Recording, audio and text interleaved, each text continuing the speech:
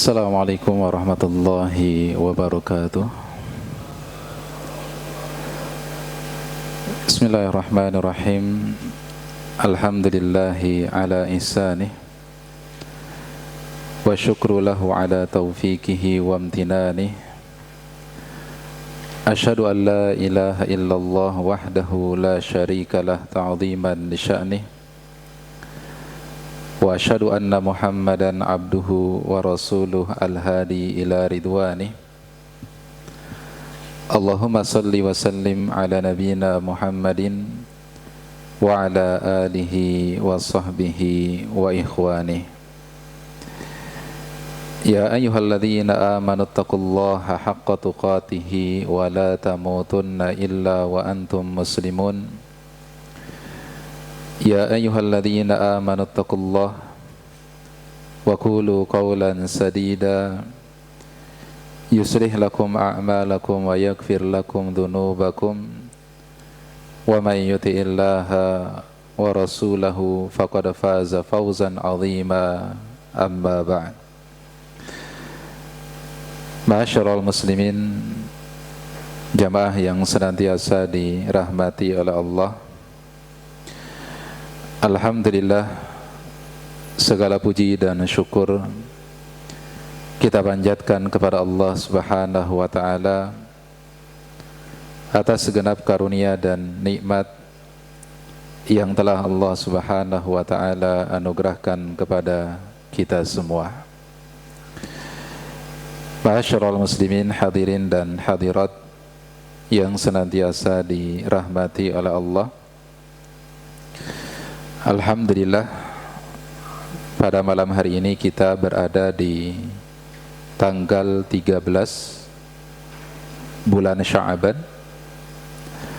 Artinya tinggal beberapa hari lagi, kurang lebih 16 sampai 17 hari lagi, dengan izin dan juga pertolongan dari Allah Subhanahu wa ta'ala, kita akan kembali dipertemukan dengan bulan yang penuh dengan kemuliaan, yaitu bulan Ramadan. Dan bulan Ramadan adalah merupakan proyek terbesar yang dijalani oleh setiap individu muslim. Dan sebagaimana lazimnya sebuah proyek, itu pasti ada geladi resinya. Harus ada persiapan-persiapan yang dilakukan agar kemudian kita bisa sukses di bulan Ramadan. Dan sejauh mana kesuksesan kita dalam menjalani hari-hari kita di bulan Ramadan, sedikit banyaknya ditentukan bagaimana keseriusan kita dalam mempersiapkan diri kita sebaik mungkin sebelum Allah Subhanahu wa ta'ala pertemukan kita dengan bulan Ramadan. Karena Allah Subhanahu wa ta'ala sendiri pernah mencela orang-orang munafik yang absen dalam perang Tabuk, lalu kemudian mereka mengklaim bahwasanya mereka ingin ikut berperang bersama Nabi sallallahu alaihi wasallam, padahal di saat yang sama mereka tidak melakukan persiapan apapun. Allah Subhanahu wa ta'ala sebutkan dalam surah At-Taubah ayat 46, walau aradul khuruja la'addu lahu 'uddatan walakin karihallahum bi'athahum fathabbatahum wa qila qa'udu ma'al qa'idin. Allah Subhanahu wa ta'ala katakan, jikalau sekiranya mereka benar-benar ingin berperang bersama Nabi sallallahu alaihi wasallam, maka pasti mereka akan melakukan persiapan. Akan tetapi Allah Azza wa Jalla tidak menyukai keberangkatan mereka, maka Allah Subhanahu wa ta'ala lemahkan keinginan mereka. Lalu kemudian Allah katakan, dan hendaklah kalian duduk bersama dengan orang-orang yang duduk. Maka kalau kemudian kita ingin bahwasanya bulan Ramadan kita tahun ini menjadi Ramadan yang paling sukses, menjadi Ramadan yang jauh lebih maksimal dibandingkan dengan Ramadan-Ramadan kita yang telah lalu, maka mari persiapkan diri kita semaksimal mungkin, persiapkan bekal-bekal kita sebelum Allah Subhanahu wa Ta'ala benar-benar pertemukan kita dengan bulan Ramadan.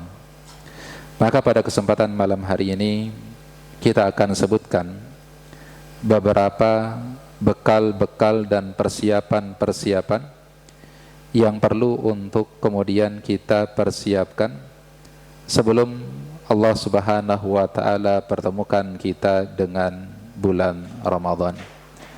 Tentunya banyak persiapan, akan tetapi karena keterbatasan waktu yang kita miliki, kita akan sebutkan beberapa persiapan penting yang perlu kita persiapkan sebelum kita bertemu dengan bulan Ramadan. Bekal yang pertama atau persiapan yang pertama adalah tekad yang kuat. Tekad yang diiringi dengan kejujuran kepada Allah Azza wa Jalla.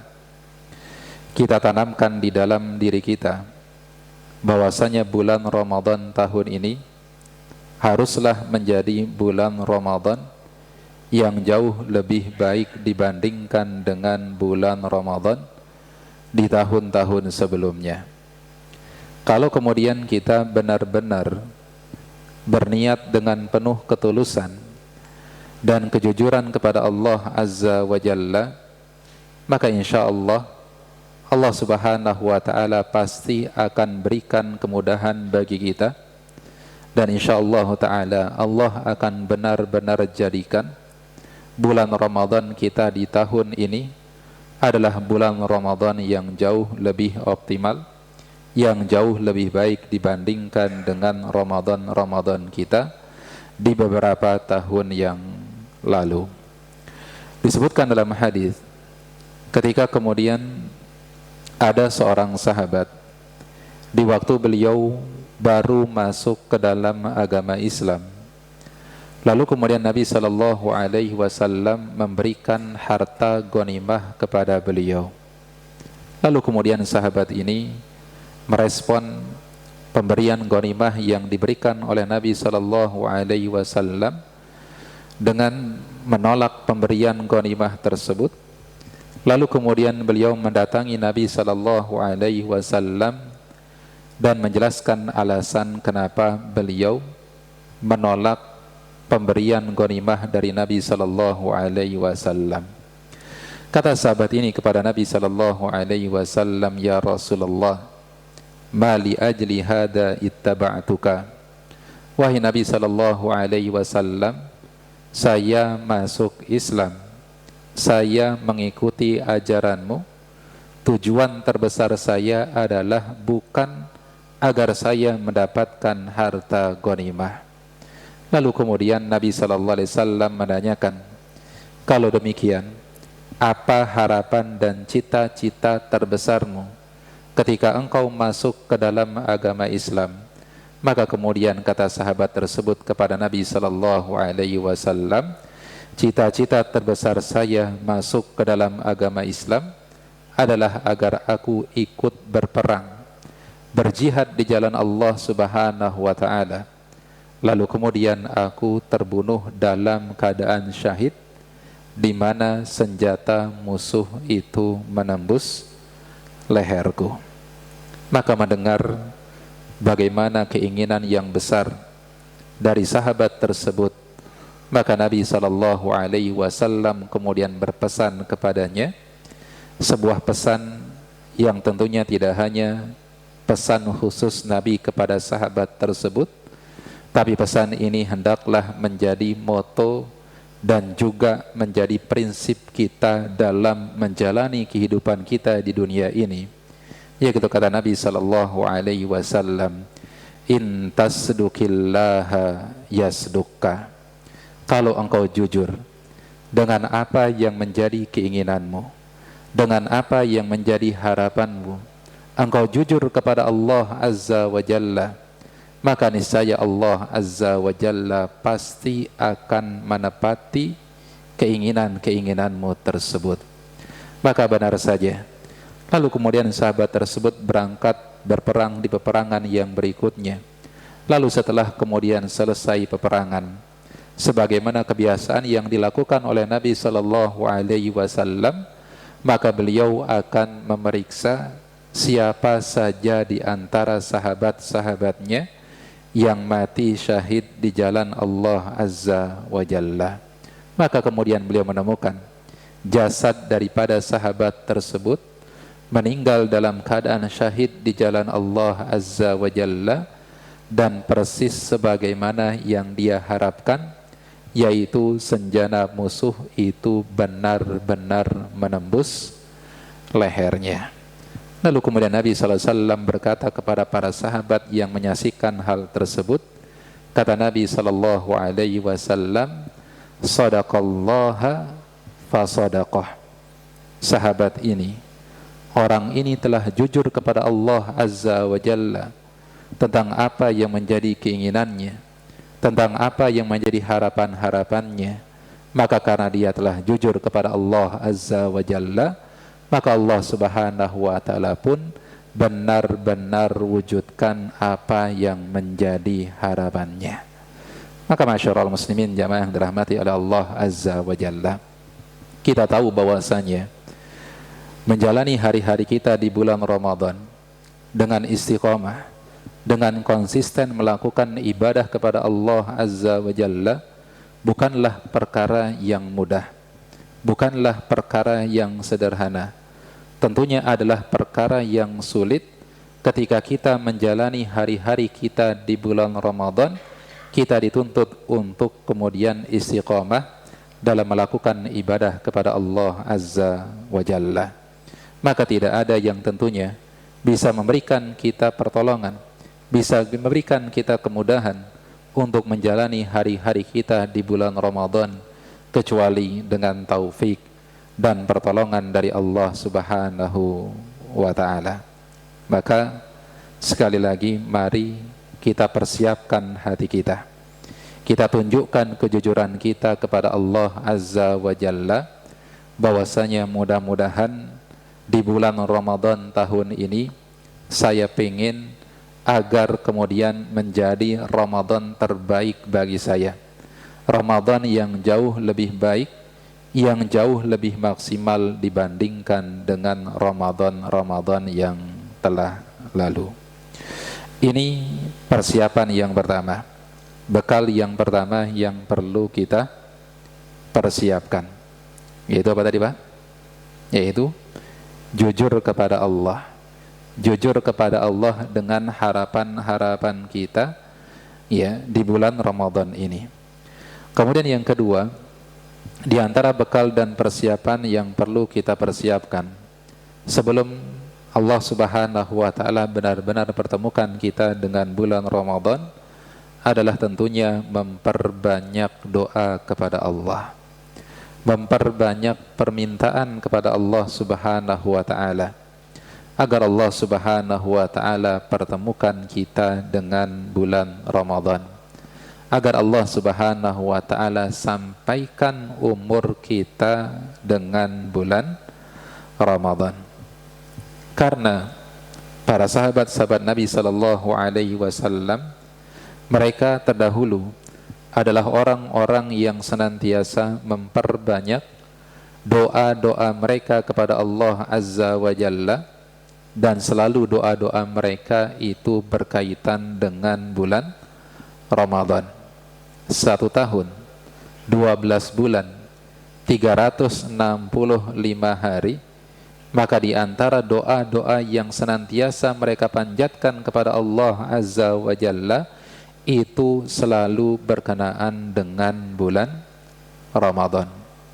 Kanu yad'una Allah Ta'ala sittata ashhurin an yuballighahum Ramadan bahwasanya para sahabat-sahabat Nabi Shallallahu Alaihi Wasallam terdahulu, mereka 6 bulan sebelum datangnya bulan Ramadan, maka mereka sudah start, maka mereka sudah mulai berdoa kepada Allah agar Allah Subhanahu wa Ta'ala pertemukan mereka dengan bulan Ramadan. 6 bulan sebelum Ramadan, bulan apa, Pak? Bulan apa?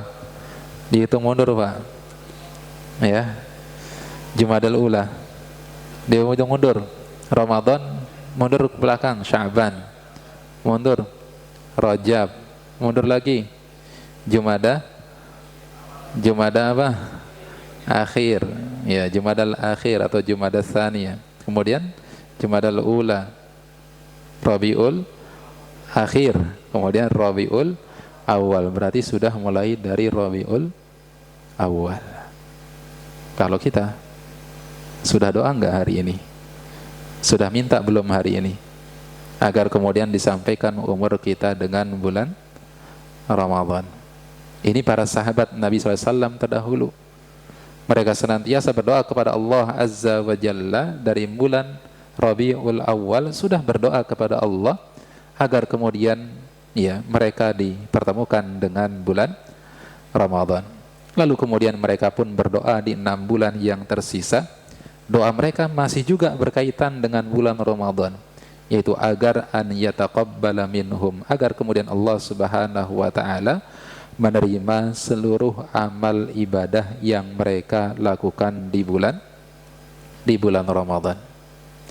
Dan Syekh As-Sa'di, Abdurrahman bin Nasir As-Sa'di, beliau juga menjelaskan dan memberikan nasihat kepada kita bahwasanya pada saat kemudian kita berdoa kepada Allah Azza wa Jalla agar dipertemukan dengan bulan Ramadan, maka lebih baiknya kita minta dan doa kepada Allah tidak hanya semata-mata agar disampaikan umur kita dengan bulan Ramadan, tapi juga kita tambahkan doa kita tambahkan permintaan kita, yaitu agar Allah Subhanahu wa Ta'ala berikan keberkahan pada waktu-waktu yang kita jalani di bulan Ramadan. Kata beliau rahimahullahu ta'ala, idza da'auta Allah an yuballighaka Ramadan fala tansa an tad'uahu an yubarika laka fi. Apabila engkau berdoa kepada Allah Azza wa Jalla, meminta kepada Allah agar kemudian Allah sampaikan engkau dengan bulan Ramadan, maka jangan lupa juga minta kepada Allah Azza wa Jalla agar Allah berkahi waktu-waktu kita, agar Allah berkahi hari-hari kita di bulan Ramadan. Falaisa sya'nu fi bulughihi wa innama sya'nu fi madza sata'malu fi. Karena yang terpenting pada saat kemudian berkaitan dengan bulan Ramadan, bukan semata-mata kemudian kita bertemu dengan bulan Ramadan saja, akan tetapi apa yang kita lakukan di bulan Ramadan itu yang paling yang paling penting. Karena banyak orang yang Allah Subhanahu wa Ta'ala berikan kesempatan mereka bertemu dengan bulan Ramadan, tapi tetap saja ibadah mereka enggak lebih baik dibandingkan dengan bulan-bulan sebelumnya. Enggak lebih baik dibandingkan dengan bulan-bulan sebelumnya. Dan kita harus menganggap bulan Ramadan itu sebagai bulan yang penuh dengan keistimewaan. Ramadan itu adalah bulan yang spesial, bulan yang berbeda dibandingkan dengan bulan-bulan yang lainnya. Dan tagline yang biasanya Allah dan Rasulnya sebutkan pada waktu dan tempat yang spesial itu biasanya tagline-nya adalah mubarak, yaitu sesuatu yang diberi keberkahan.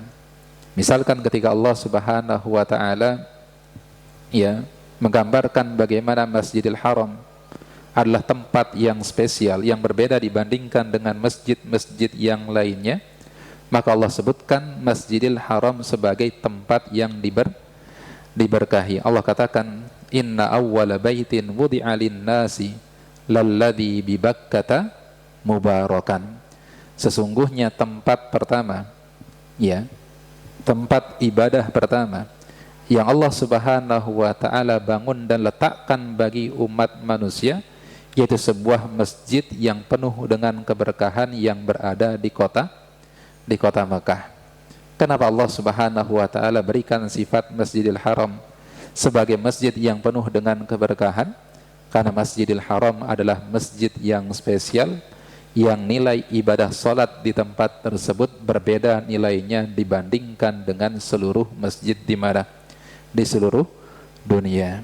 Yaitu salat di Masjidil Haram senilai dengan 100.000 kali salat di masjid selain daripada Masjidil Haram. Kemudian juga Allah Subhanahu wa taala misalkan ketika menyebutkan malam Lailatul Qadar, Allah juga sebutkan malam Lailatul Qadar sebagai malam yang penuh dengan keberkahan. Inna anzalnahu fi lailatin mubarakah. Sesungguhnya kami telah menurunkan Al-Quranul Karim di malam yang penuh dengan keberkahan. Yaitu malam apa, Pak? Malam Lailatul Qadar. Para ulama tafsir ketika menafsirkan malam yang penuh dengan keberkahan, yang mereka maksudkan adalah malam Lailatul Qadar. Kenapa malam Lailatul Qadar disebut dengan malam yang penuh dengan keberkahan? Karena dia adalah malam yang spesial, malam yang berbeda dibandingkan dengan malam-malam yang lainnya. Begitu pula Nabi SAW ketika menyebutkan bulan Ramadan, dan ini beliau sampaikan kepada para sahabatnya sebagai kabar gembira kepada para sahabatnya begitu datang Ramadan. Kata Nabi SAW, qad ja'akum syahrul Ramadan syahrun mubarakun. Telah datang kepada kalian bulan Ramadan, yaitu bulan yang penuh dengan keberkahan.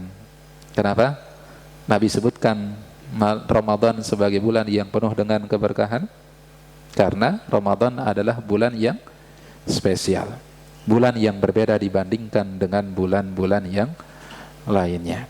Ya, maka ya ini persiapan yang kedua, bekal yang kedua. Tadi kita sampaikan bahwasanya kita hendaknya memperbanyak doa kepada Allah Azza wa Jalla, agar kemudian Allah Subhanahu wa taala pertemukan kita dengan bulan Ramadan. Dan tidak hanya kemudian dipertemukan dengan bulan Ramadan, kita juga minta kepada Allah Azza wa Jalla agar Allah berkahi waktu-waktu kita di bulan Ramadan. Dan silahkan berdoa dengan lafal-lafal seperti apapun. Seperti misalkan kalau ada orang yang berdoa dengan doa Allahumma barik li fi Sya'ban wa ballighni Ramadan, boleh atau tidak? Boleh, selama tidak meyakini itu adalah doa dari siapa? Doa dari Nabi sallallahu alaihi wasallam. Karena kalau meyakini itu sebagai doa dari Nabi sallallahu alaihi wasallam, maka ini tidak diperbolehkan, karena riwayat yang menyatakan hal tersebut adalah riwayat yang lemah. Ya, tapi kalau berdoa dengan doa tersebut tidak meyakini doa yang datang dari Nabi sallallahu alaihi wasallam, maka ini diperbolehkan. Atau kemudian dengan doa-doa yang lainnya, Allahumma ballighni Ramadan misalkan, ya Allah sampaikanlah usia saya dan pertemukan saya dengan bulan Ramadan, wa barik li fihi, dan berilah keberkahan kepada saya di bulan Ramadan. Ya, ini adalah doa-doa yang kemudian bisa kita panjatkan kepada Allah Subhanahu wa taala. Nah, ini yang kedua ya Pak. Kemudian yang berikutnya, yang ketiga, di antara bekal dan persiapan yang perlu kita persiapkan sebelum kemudian kita dipertemukan dengan bulan Ramadan, yaitu melatih diri kita untuk memperbanyak ya, melakukan amal solih sebelum kemudian kita dipertemukan dengan bulan Ramadan. Dan bulan Sya'ban adalah bulan yang tepat bagi kita untuk apa?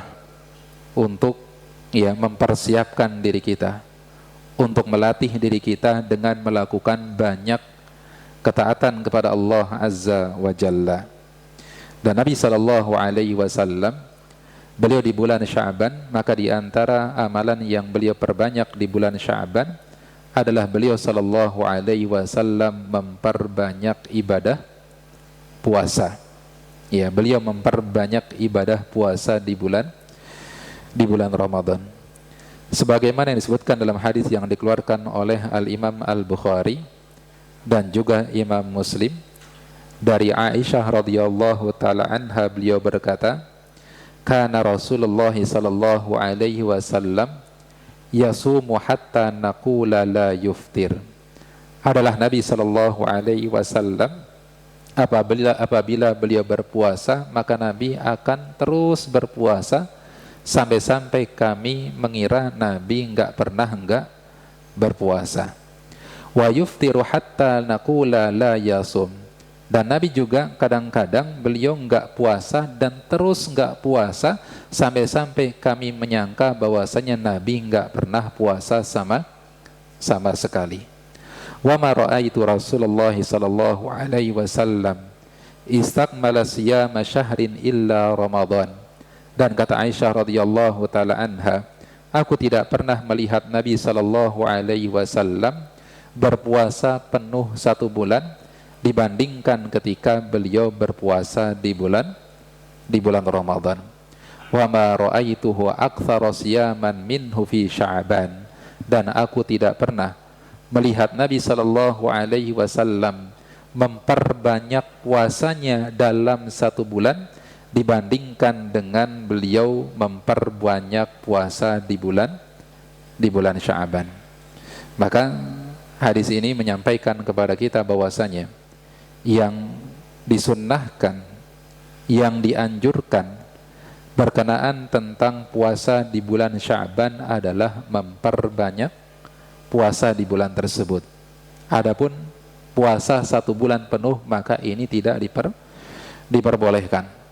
Puasa 1 bulan penuh di bulan Sya'ban itu tidak diperbolehkan, karena ini tidak pernah dilakukan oleh Nabi sallallahu alaihi wasallam. Nabi hanya berpuasa penuh di bulan Ramadan saja. Nabi hanya berpuasa penuh di bulan Ramadan saja. Salah seorang sahabat, ya saya terlewatkan siapa sahabat ini, ketika kemudian beliau melihat di antara kebiasaan Nabi sallallahu alaihi wasallam yang senantiasa memperbanyak puasa di bulan Sya'ban, maka sahabat tersebut kemudian bertanya kepada Nabi sallallahu alaihi wasallam terkait tentang alasan kenapa beliau memperbanyak puasa di bulan tersebut. Maka kata Nabi sallallahu alaihi wasallam, innahu ya syahrun yaghfulu anhu nas, bahwasanya bulan Sya'ban itu adalah bulan yang banyak dilalaikan oleh orang-orang. Wa syahrun turfa'u fihil a'mal, dan bulan Sya'ban adalah merupakan bulan di mana Allah Subhanahu wa taala mengangkat amalan-amalan seorang hamba. Wa ana uhibbu ya an yarfa'a amali wa ana shaim, dan saya suka ketika kemudian Allah Azza wa Jalla mengangkat amalan-amalan saya ke langit, saya dalam kondisi sedang berpuasa. Maka bulan Sya'ban adalah bulan yang banyak dilalaikan oleh orang-orang untuk beribadah kepada Allah Azza wa Jalla. Dan kaidahnya mengatakan bahwasanya ibadah yang terbaik yang dilakukan oleh seorang hamba kepada Allah Azza wa Jalla yaitu di waktu-waktu di mana manusia banyak lalai dari melakukan ibadah di waktu tersebut. Maka ini yang dilakukan oleh Nabi sallallahu alaihi wasallam. Di bulan Sya'ban beliau memperbanyak ibadah puasa. Tapi ini hanya berlaku bagi siapa? Bagi yang berpuasa mulai dari pertengahan awal Sya'ban. Ya, adapun kalau sudah melewati setengahnya, maka tidak lagi dianjurkan bagi seseorang untuk memperbanyak puasa di pertengahan yang kedua, kalau kemudian kecuali kalau dia sudah mulai dari pertengahan yang pertama. Ya, sudah mulai di pertengahan yang pertama. Kalau sudah mulai start di pertengahan yang pertama, lalu kemudian dia terus lanjutkan di pertengahan yang kedua, maka ini diperbolehkan oleh para ulama. Kemudian para sahabat-sahabat terdahulu, sebagaimana disampaikan oleh sahabat Anas bin Malik radhiyallahu taala anhu, beliau mengatakan bahwasanya para sahabat Nabi sallallahu alaihi wasallam menjadikan bulan Sya'ban sebagai bulan bagi mereka untuk membaca Al-Qur'anul Karim, dan bulan Sya'ban mereka jadikan sebagai kesempatan bagi mereka untuk mengeluarkan zakat harta mereka. Mereka keluarkan di bulan apa? Di bulan Sya'ban. Kenapa, Pak? Kenapa? Biar bisa membantu orang-orang fakir, orang-orang miskin yang berpuasa di bulan tersebut. Agar kemudian tercukupi apa yang menjadi kebutuhan mereka. Jadi selalu kebiasaan para sahabat Nabi sallallahu alaihi wasallam berkenaan tentang bulan Sya'ban, selain memperbanyak puasa, mereka juga memperbanyak membaca Al-Qur'anul Karim, dan mereka jadikan bulan Sya'ban sebagai momen bagi mereka untuk mengeluarkan zakat harta mereka. Kemudian ada seorang tabi'in yang bernama Amr bin Qais al-Mulai rahimahullahu ta'ala, bahwasanya dikatakan bahwasanya idza dakhala syahru Sya'ban aghlaqa hanutahu wa tafarraga liqiraatil Qur'an. Bahwasanya Amr bin Qais al-Mulai rahimahullahu ta'ala setiap kali memasuki bulan Sya'ban, apa yang beliau lakukan? Beliau menutup warung beliau, beliau menutup toko beliau, beliau tinggalkan bisnis beliau, lalu kemudian beliau fokus untuk membaca Al-Quran di bulan Sya'ban. Jadi startnya sudah di bulan Sya'ban. Bahkan sebagian para ulama menyebut dan menamakan bulan Sya'ban itu dengan Syahrul Qurra, yaitu bulan bagi seseorang untuk memperbanyak membaca Al-Quranul Karim. Dan disebutkan oleh Abu Bakar Al-Balkhi rahimahullahu ta'ala, beliau mengatakan bahwasanya Syahru Rajabin Syahruz Zar'i, bulan Rajab adalah bulan bagi seseorang untuk menanam tanamannya. Wa Sya'ban Syahrul Lis-Saqi, dan Sya'ban adalah merupakan bulan untuk menyiram tanaman yang kita tanam di bulan Rajab. Wa Ramadan Syahrul Hasadi, adapun bulan Ramadan adalah bulan bagi kita untuk menanam tanaman yang tadi kita tanam di bulan Rajab dan kita siram di bulan Sya'ban. Faman lam yazra' fi Rajabin wa lam yasqi fi Sya'ban fabima yahsudu fi Ramadan, maka barang siapa yang tidak menanam di bulan Rajab lalu kemudian tidak menyirami di bulan Sya'ban, maka apa yang akan dia petik dan dia panen di bulan Ramadan. Jadi Ramadan itu hanya melanjutkan kebiasaan dari bulan-bulan sebelumnya.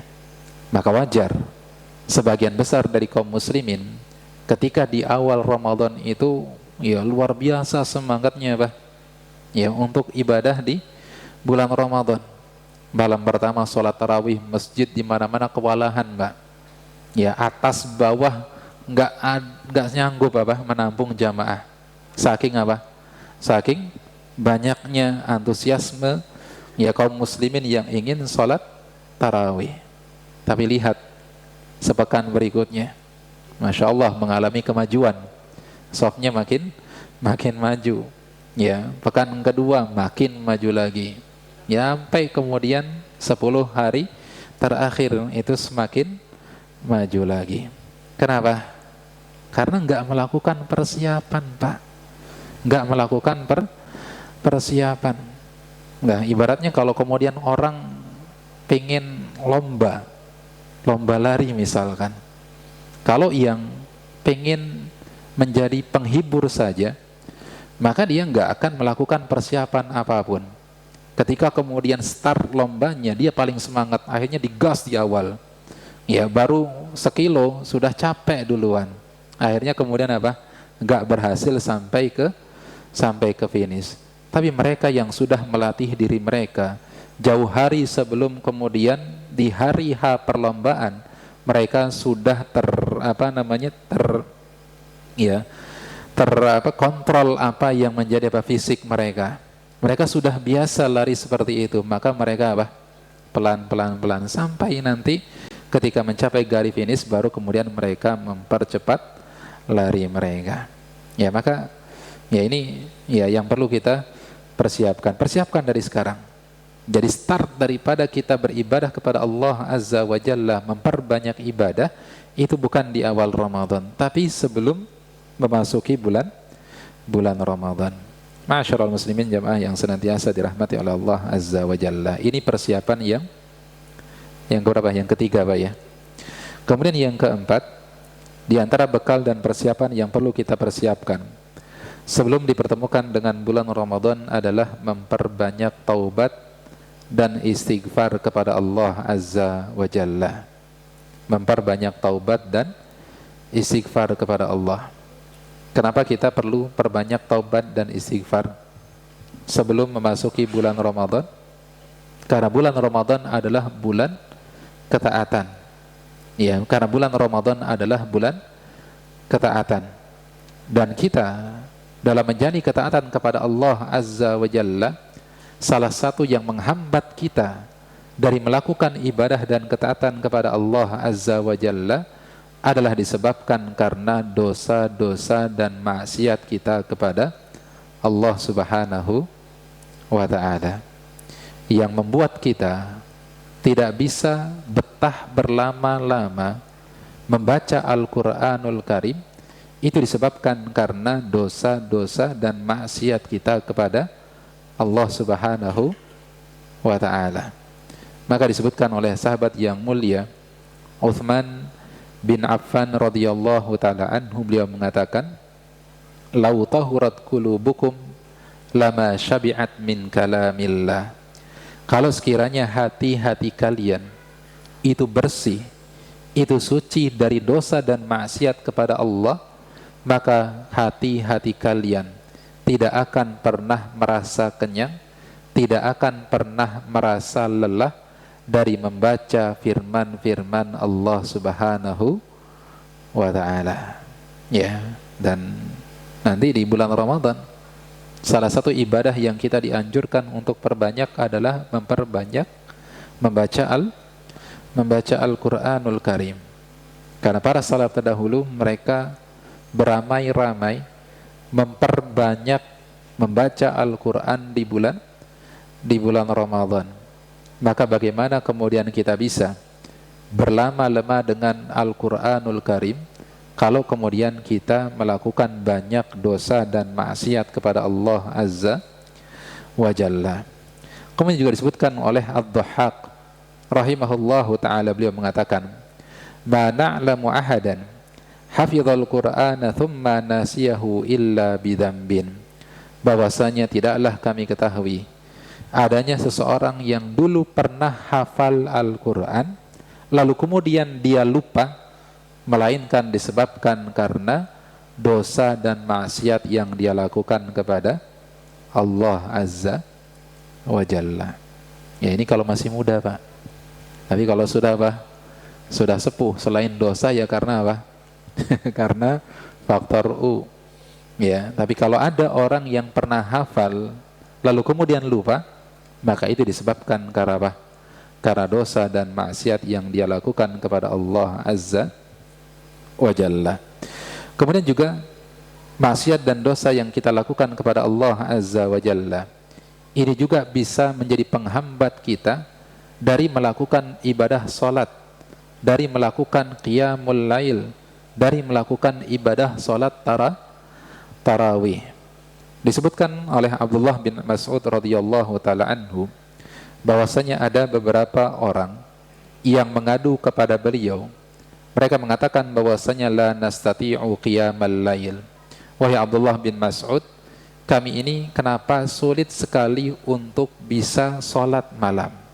Maka kata Abdullah bin Mas'ud radhiyallahu ta'ala anhu, beliau mengatakan, ab'adatkumudz dzunub, yang membuat kalian susah dan sulit untuk bangun salat malam itu disebabkan karena dosa-dosa kalian kepada Allah Azza wa Jalla.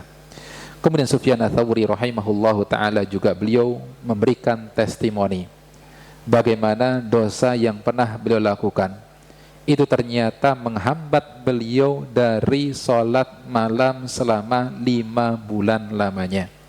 Kata beliau rahimahullahu taala, hurrimtu qiyamal laili khamsata asyhurin bidzambin adznabtuhu, bahwasanya Allah Subhanahu wa taala menghukum saya berat untuk melakukan sholat malam selama 5 bulan lamanya, dan itu disebabkan karena satu dosa yang pernah aku lakukan kepada Allah. Bayangin Pak, satu dosa Allah hukum beliau dengan sulit melakukan ibadah sholat malam selama 5 bulan lamanya. Lalu kemudian ditanyakan kepada beliau, wa madzaka, dosa apa yang telah engkau lakukan sehingga Allah hukum engkau untuk sulit melakukan ibadah sholat malam selama 5 bulan lamanya? Lalu kemudian kata beliau, ra'aitu rajulan yabki fakultu fi nafsi hadza mura'in.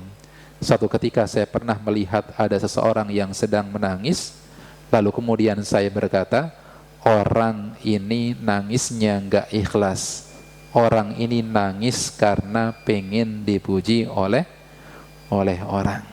Karena ucapan beliau yang seperti itu, maka Allah hukum beliau dari sulit melakukan ibadah qiyamul lail selama berapa?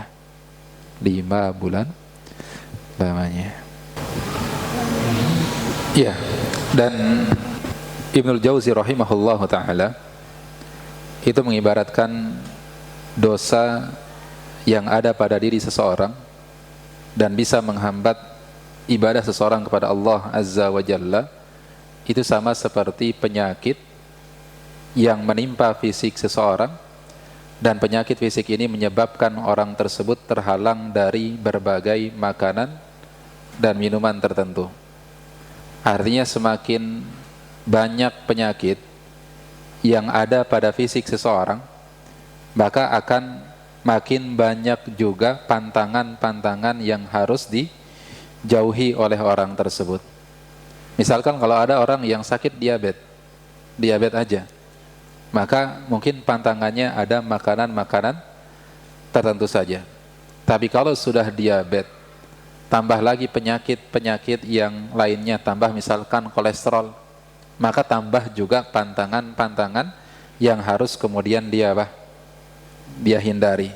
Nambah lagi sakit yang lainnya, nambah banyak pula list-list dari makanan-makanan yang harus kemudian dia hindari. Begitu pula dosa dan maksiat yang dilakukan seseorang kepada Allah Azza wa Jalla, semakin banyak dosa yang dia lakukan kepada Allah, maka ini juga akan menyebabkan orang tersebut terhalang dari banyak ibadah dan ketaatan kepada Allah. Satu perbuatan dosa yang kita lakukan misalkan bisa menjadi penghalang bagi kita untuk melaksanakan sholat malam. Kalau nambah maksiat yang lainnya, mungkin akan terhalang dari melakukan sholat sunnah rawatib. Nambah dosa yang lainnya, terhalang dari memperbanyak membaca Al-Quran. Nambah dosa yang lainnya, mungkin tidak bisa dan berat untuk melakukan sholat jamaah lima waktu. Nambah lagi dosa yang lainnya, maka akan nambah lagi banyak ketaatan yang kemudian yang akan dijauhkan atau kemudian akan terhindar darinya. Maka ini juga hal yang kemudian akan terjadi nanti di bulan Ramadan. Maka kita butuh, sekali lagi sebelum kemudian Allah pertemukan kita dengan bulan Ramadan, kita butuh untuk memperbanyak taubat, memperbanyak istighfar kepada Allah Azza wa Jalla, agar dosa-dosa yang kita lakukan kepada Allah Azza wa Jalla ini tidak menjadi penghambat bagi kita untuk melakukan ibadah kepada Allah Azza wa Jalla nanti di bulan Ramadan. Kemudian persiapan yang keberapa? Yang kelima, di antara persiapan yang bisa kita lakukan adalah yaitu mempelajari ilmu-ilmu yang berkaitan tentang bulan Ramadan. Entah kemudian kita pelajari keutamaan bulan Ramadan itu apa saja, ibadah-ibadah yang dilakukan dan diperbanyak di bulan Ramadan itu apa saja misalkan. Karena dengan kita mempelajari keutamaan suatu amalan, ini akan menjadi motivasi bagi kita untuk bersemangat melakukan amalan tersebut. Sebagaimana bapak-bapak kalau kemudian tahu khasiat dari minuman dan makanan tertentu, bagaimana besarnya khasiat dari minuman dan makanan tertentu, maka ini jadi penyemangat dan pendorong sekaligus motivasi bagi bapak untuk minum minuman tersebut atau makan makanan tersebut. Maka demikian pula dengan dengan amalan. Kita tahu misalkan di antara keutamaan daripada bulan Ramadan yang disebutkan oleh Nabi SAW dalam hadis yang panjang, riwayat dari Talhah bin Ubaidillah radhiyallahu taala anhu, bahwasanya beliau menceritakan ada 2 orang yang masuk Islam bersamaan. Artinya start amalannya bareng, sama-sama dari nol, startnya mulai dari waktu yang bersamaan. Akan tetapi ada perbedaan antara 2 orang ini. Laki-laki yang pertama lebih baik ibadahnya dibandingkan dengan laki-laki yang kedua, dan laki-laki yang pertama meninggal dalam keadaan syahid di jalan Allah, tapi laki-laki yang kedua tidak meninggal dalam keadaan syahid di jalan Allah. Tapi laki-laki yang kedua ini punya usia 1 tahun lebih panjang dibandingkan dengan laki-laki yang pertama. Lalu kemudian Talhah bin Ubaidillah bermimpi, dan di dalam mimpinya tersebut beliau menyaksikan 2 orang ini berada di depan pintu surga, dan yang dipersilahkan masuk ke dalam surga terlebih dahulu adalah laki-laki yang kedua dan bukan laki-laki yang pertama. Maka apa yang dilihat oleh Talhah bin Ubaidillah ini tentunya mengejutkan Talhah bin Ubaidillah. Maka kemudian beliau berceritakan kepada sahabat-sahabat yang lainnya.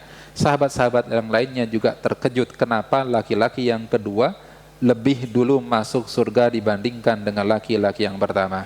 Sampai kemudian mimpi daripada Talhah bin Ubaidillah tersebut sampai ke telinga Nabi SAW. Lalu kemudian Nabi jelaskan alasannya. Kata Nabi SAW, min ayyi dzalika ta'jabun. Mana dari kisah Talhah bin Ubaidillah tersebut yang membuat kalian terheran-heran?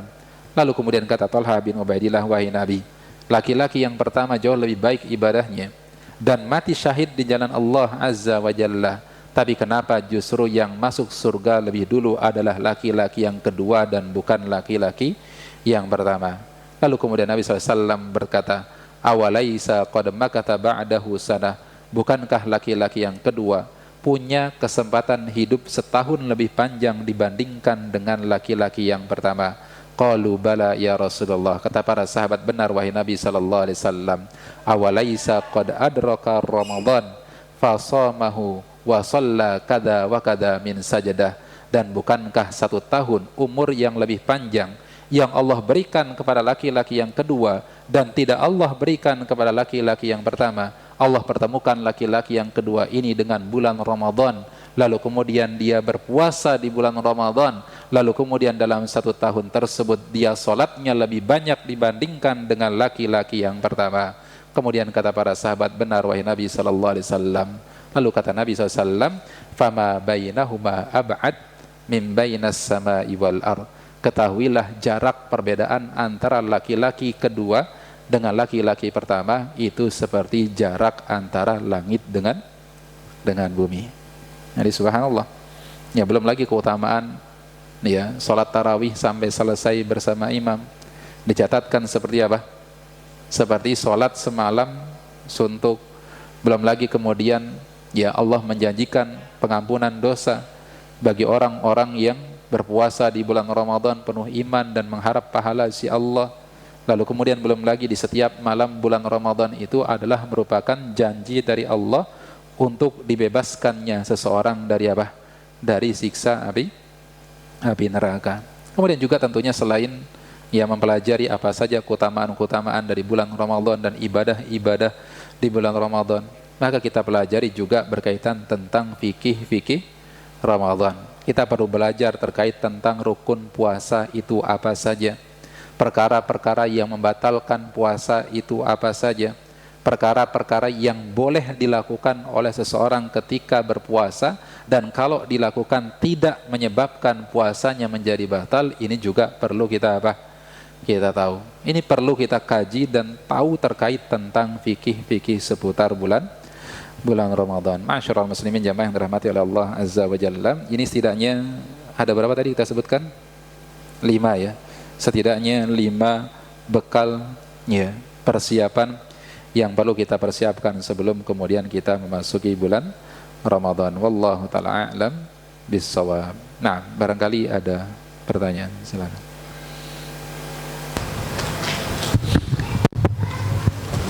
Ya. Duluan siapa ini? Ibu-ibu atau bapak-bapak dulu?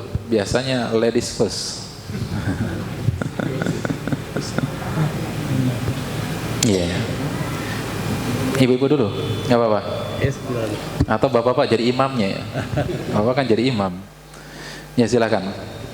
Assalamualaikum warahmatullahi wabarakatuh, Ustaz. Assalamualaikum warahmatullahi wabarakatuh. Terima kasih Ustaz atas bekal Ramadan yang disampaikan pada malam hari ini.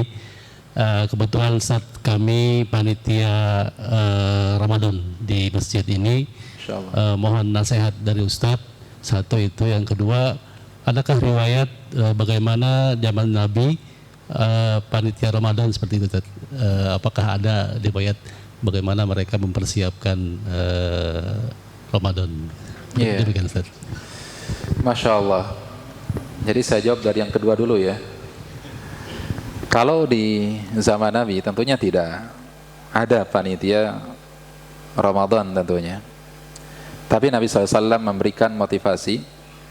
Ya, dan motivasi ini tidak hanya beliau tujukan kepada para sahabatnya, tapi kepada seluruh kaum muslimin.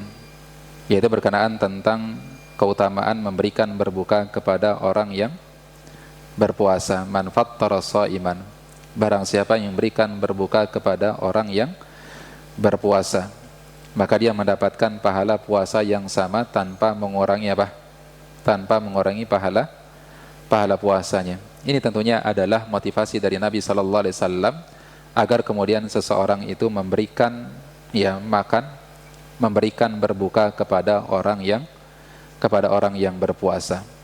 Dan tentunya keberadaan daripada panitia atau DKM masjid untuk kemudian memfasilitasi agar kemudian para jamaah bisa maksimal ibadahnya kepada Allah Azza wa Jalla, atau kemudian agar bisa memberikan berbuka kepada orang yang sedang berpuasa. Ini juga termasuk bagian dari al-ihsan, termasuk bagian dari kebaikan, amal solih di sisi Allah Azza wa Jalla. Maka nasihat yang kami sampaikan kepada para DKM adalah perbaiki niat, ikhlaskan niat kita kepada Allah Azza wa Jalla, bahwasanya nanti di bulan Ramadan mungkin kita akan banyak direpotkan. Bahkan mungkin pada saat memberikan berbuka ada ucapan-ucapan yang kadang-kadang tidak pantas untuk kita dengar. Karena sebagian orang mungkin ada yang merasa nggak kebagian, lalu kemudian menyalahkan panitianya dan lain sebagainya.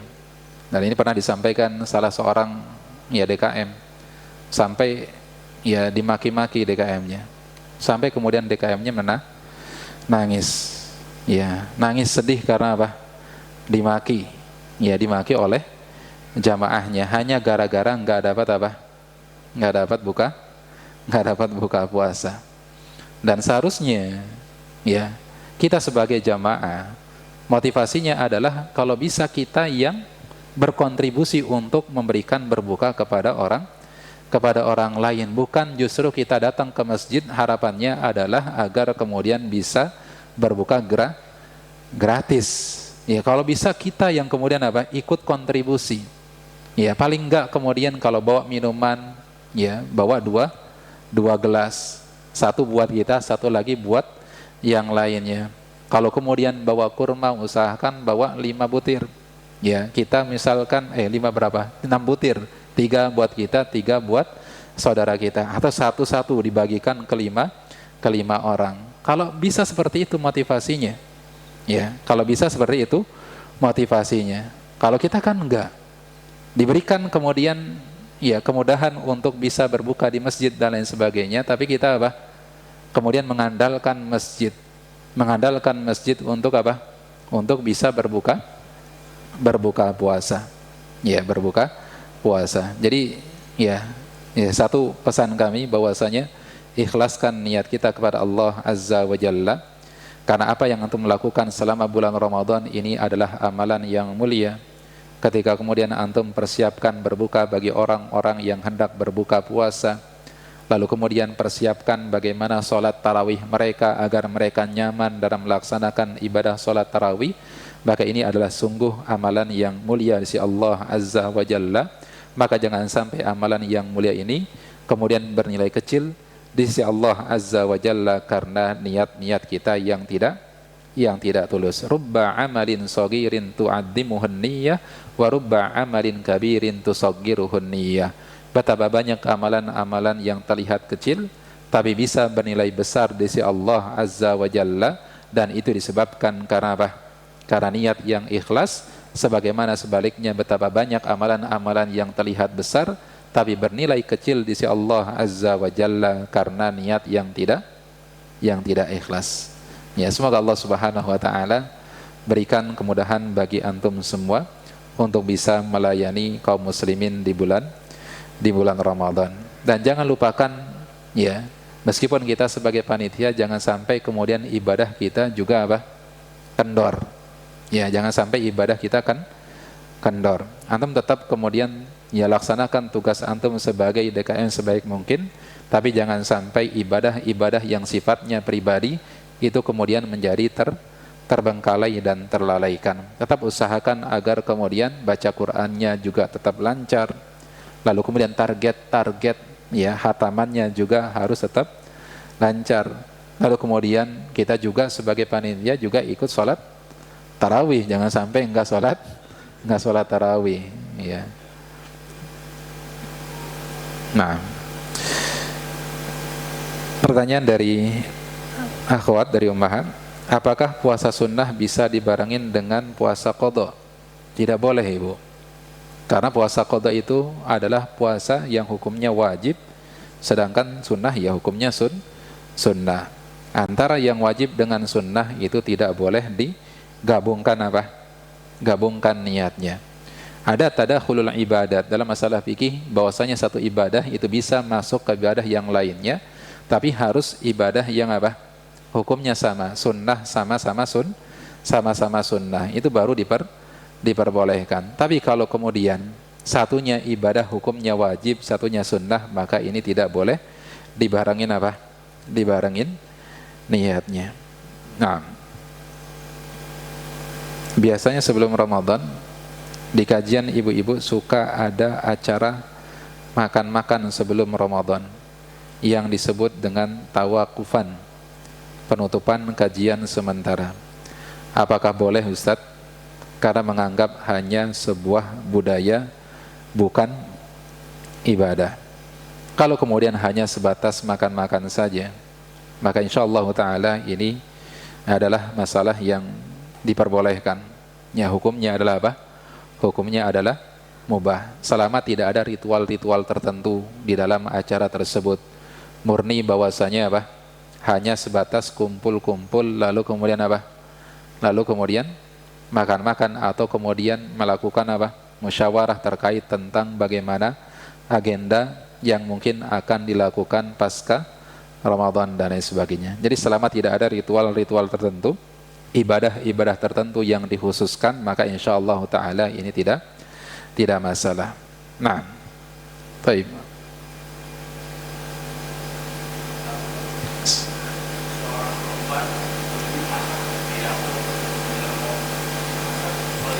Boleh, asal nggak boleh ditelan.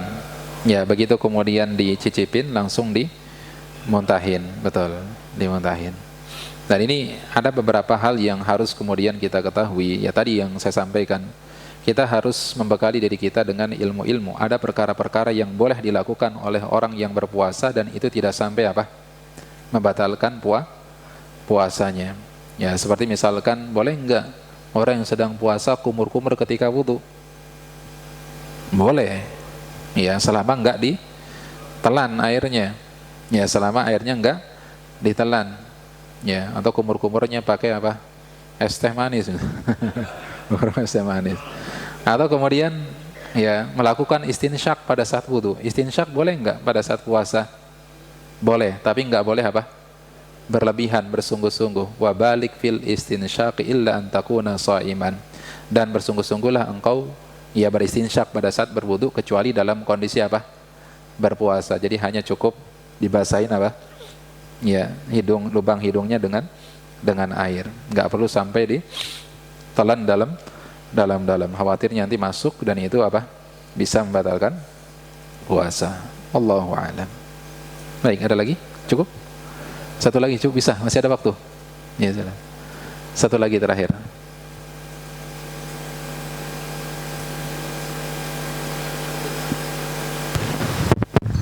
Assalamualaikum warahmatullahi wabarakatuh. Waalaikumsalam warahmatullahi wabarakatuh. Saya ingin tanyakan mengenai menentukan bulan suci Ramadan. Ada yang menyampaikan mengikuti ulil amri, dan kalau kita lihat misalkan mengikuti ulil amri, kalau mereka ahli bid'ah bagaimana? Atau kita ikuti? Nah, Kemudian yang kedua, mengenai sholat tarawih yang menggunakan di 15 hari. nah, Mohon penjelasannya dan dasarnya. iya. Itu aja Pak Ustaz. Terima kasih. Wassalamualaikum warahmatullahi wabarakatuh. Warahmatullahi wabarakatuh.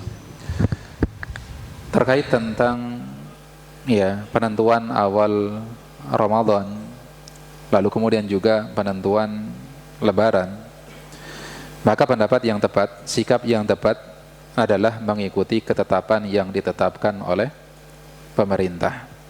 Ya, meskipun siapapun orang-orang yang duduk di pemerintahan tersebut, selama mereka adalah seorang muslim, meskipun misalkan orang-orang yang duduk di pemerintahan tersebut adalah orang-orang yang zalim dan lain sebagainya, maka kewajiban kita adalah untuk isma' wa'ati, untuk kemudian kita mendengar dan taat terhadap perintah-perintah mereka selama perintah-perintahnya dalam perkara yang ma'ruf. Termasuk dalam penetapan awal puasa, itu adalah merupakan wewenang dari pemerintah. Nabi SAW sampaikan bahwasanya as-saumu yauma yasumun nas wal fitru yauma yuftirun. Bahwasanya berpuasa itu adalah di mana umat manusia berpuasa di hari tersebut, dan berbuka adalah di mana seluruh manusia berbuka di waktu tersebut. Dan melakukan ibadah puasa. Puasa ini adalah ibadah jamaah. Ya, ibadah apa? Jamaah yang dilakukan secara apa? Berbarengan. Maka akan kemudian lebih baik bagi seorang muslim adalah ketika berpuasa maka mengikuti ketetapan yang ditetapkan oleh pemerintah. Kita puasa ikut ketetapan pemerintah, kita lebaran juga ikut ketetapan apa? Pemerintah. Bukan kemudian dikembalikan kepada wewenang masing-masing. Lihat, zaman sekarang dikembalikan kepada ya organisasi masing-masing.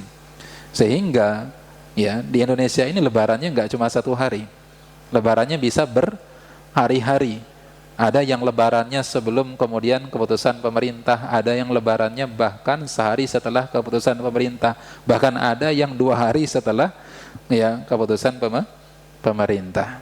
Padahal kaidahnya adalah ya hukmul hakim yarfaul khilaf. Kalau kemudian ada perbedaan pendapat, maka yang menjadi penyatu dari keputusan tersebut adalah keputusan yang ditetapkan oleh siapa? Oleh pemerintah. Nah, kemudian yang kedua tadi apa? Saya lupa jadinya. Oh iya, terkait tentang kunut pada saat sholat tarawih. Ya, kalau tidak salah ini adalah ya yang disampaikan oleh Syekhul Islam Ibnu Taimiyah rahimahullahu taala. Kalau kemudian seseorang mulai kunutnya mulai dari awal Ramadan sampai akhir Ramadan, maka ini adalah sesuatu yang baik, kata beliau. Kalau kemudian mulai kunutnya dari pertengahan yang kedua, maka ini adalah sesuatu yang baik. Kalau kemudian mulai kunutnya di 10 malam yang terakhir, maka ini adalah sesuatu yang baik. Gak kunut pun juga adalah sesuatu yang baik. Itu kata Syekhul Islam Ibnu Taimiyah rahimahullahu taala.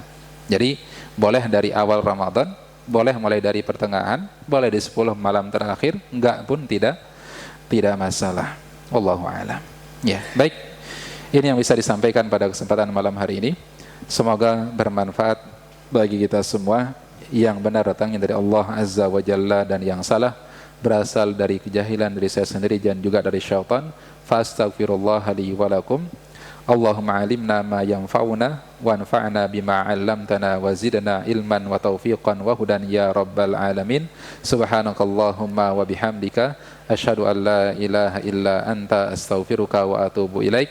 Wa sallallahu ala nabiyyina Muhammadin wa ala alihi wa sahbihi wa sallam. Walhamdulillahi rabbil alamin. Assalamualaikum warahmatullahi wabarakatuh.